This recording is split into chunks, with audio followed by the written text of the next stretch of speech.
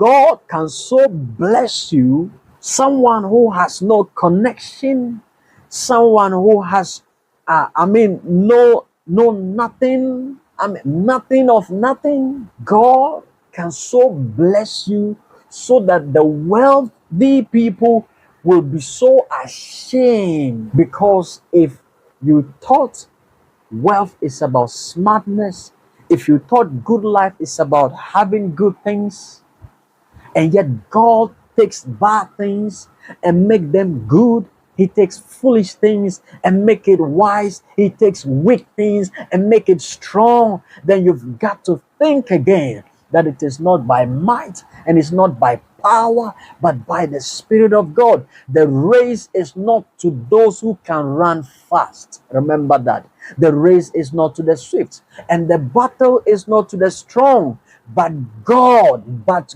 God, but God. The God factor in your life brings change. The God factor in your life is the transformation in your life. The God factor in your life is the change factor in your life. If God is with you, who can be against you?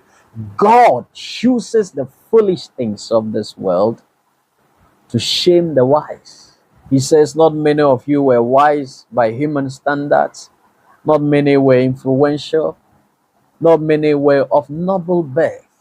Consider where you were born, the village I was born, the family I was born into, the family background. Consider. Remember these things. Think of these things. Not many had noble birth. Not many children were born into nobility.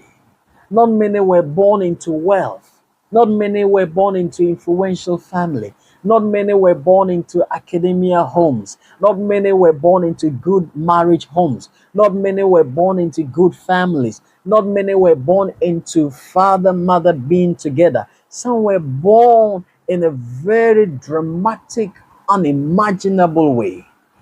Everyone has got to think of how you were born, where you were born, what you were, and what you are today. What you were and what you are. Who you were and who you are today. There is that part of us that didn't have anything to do with God. There are three areas he asks his audience to think about. Not many were wise by human standards, not many were influential, and not many had noble birth. So today, if you have a good life, probably it has nothing to do with where you were born. It has nothing to do with the fact that you were influential. It has nothing to do with the fact that you were wise. What is trying to say, the beginning of your life and the life you live before God is not the life you live after you had God. The life outside Christ is not the same life in Christ. The life in Christ is always different from the life outside Christ.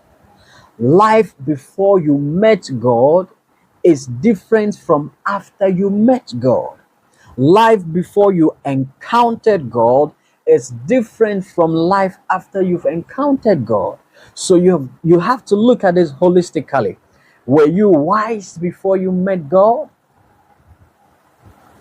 Were you influential before you met God?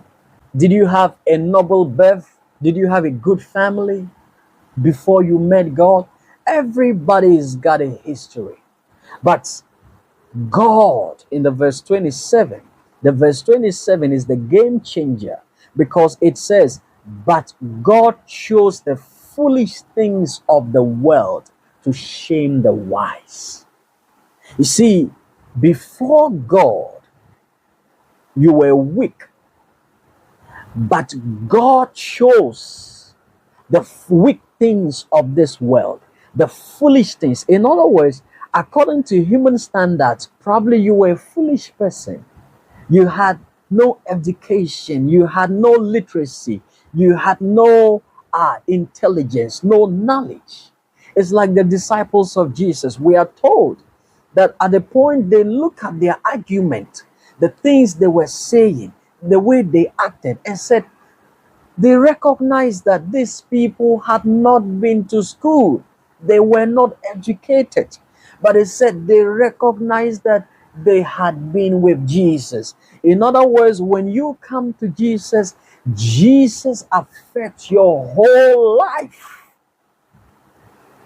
So if you were not wise before Christ, in Christ you've got to be wise.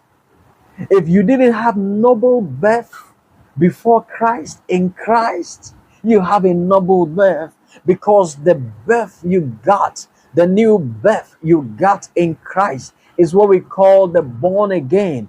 And that born again is not of flesh, but is the Spirit of God coming and giving you life. So the life in Christ is a higher life. The life in Christ is a noble life. The life in Christ is a life of great impact and influence. So not many of us were wise by human standards. Not many of us could have some of the things we have today, but God. So look at the case now, that because of God, God chose the foolish things of the world to shame the wise. There are things in this world that are considered foolish. There are things in this world that are considered weak. There are things in this world that are considered lowly. That most of us, some of us, had our past, our experiences, our beginnings at that point where you were foolish, at that point where you were weak, at that point where you were very lowly, at that point where you were despised, at that point where you were nothing, at that point where you were empty, zero. But God, you see, God chose the foolish things of the world to shame the wise. I want to tell you something. You have to be careful how you treat people in quote foolish today. You have to be careful how you treat people who seems to be despised. You have to be careful with things and people that look weak before you today. You have to be careful with people that look unattractive, that look poor before you. You have to be careful with such people, because God chooses the foolish things of this world to shame the wise. That is the principle of God. We have to be careful of how we go about things. Can you imagine that God is coming to choose people, to choose systems, to choose things for his glory, and he's not picking and choosing the intelligent, the wise, the influential, the noble people. He's not choosing those who are smart. He's not choosing the eloquent people. He's not choosing people of great family background experiences, and he's choosing foolish things.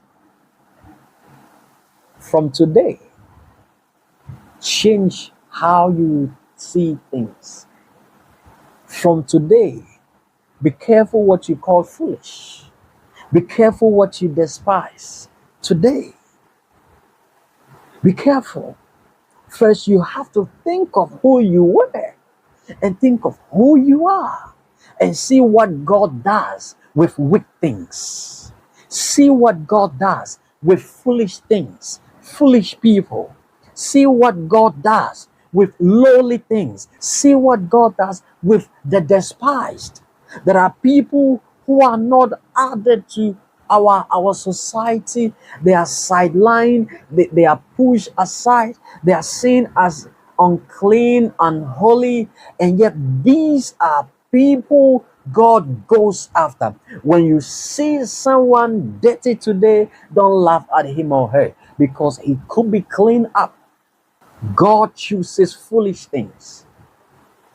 So anything you consider foolish, look at it again, because that thing could become mighty. And the reason God chooses the foolish things is because He wants to use the foolish things to shame the wise. In His choosing the foolish things of this world, His agenda is to shame the wise. So the poor guy, the poor boy like me today, can be chosen, and the principle of God and the purpose of God for choosing me, who is a nobody today, is because He wants to use me to shame some intelligent and so-called rich people tomorrow.